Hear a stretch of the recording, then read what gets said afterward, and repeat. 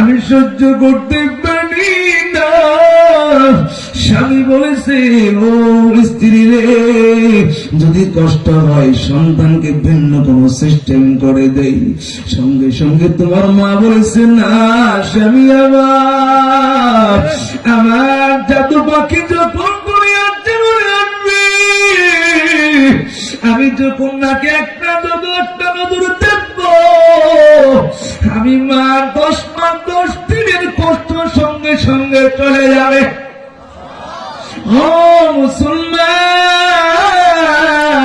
ও তরুণ যুবক, কোন মার উপর তুমি প্রহার করতেছো, আঘাত করতেছো? কোন বাবার উপর তুমি আঘাত করতেছো রে বাবা? যেই বাবা তাকে দেখো মাথার গাম পায়ে ফেলে টাকা রৌদ্রে মাঝে কামায়া তুমি সন্তানকে ডাক্তার বানাইলো, ইঞ্জিনিয়ার বানাইলো, তুমি আর ডাক্তার হয় ইঞ্জিনিয়ার হয়, তুমি তোমার বাবাকে দাম দিতে চাও না, তুমি তোমার বাবাকে বাবা বলে পরিচয় দিতে চাও না। এরকম যুবক সমাজের মাঝে আসরা নাই।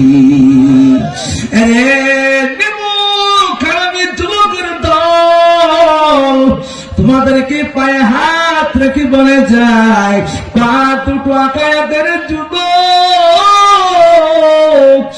আর কোনদিন ওই বাবাকে কষ্ট দিবা না, ওই মাকে কষ্ট দিবা না, ওই বাবাকে কষ্ট দিবা না, মাকে কষ্ট দিবা না।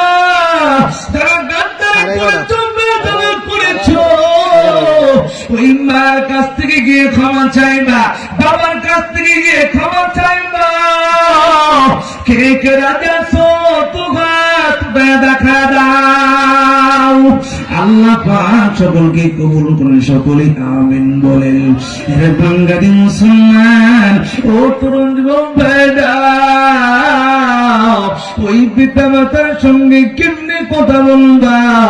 আমার আল্লাহ তাআলা কোরআনে বলেছেন কি বলেন নাই? আওয়াজ করে বলেন।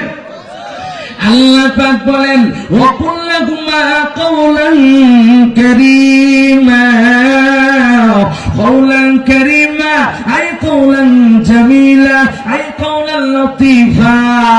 ওই পিতা মাতার সঙ্গে সুন্দর সুন্দর কথা বলবা, মিষ্টি মিষ্টি কথা বলবা, এমন কোন কথা বলবা না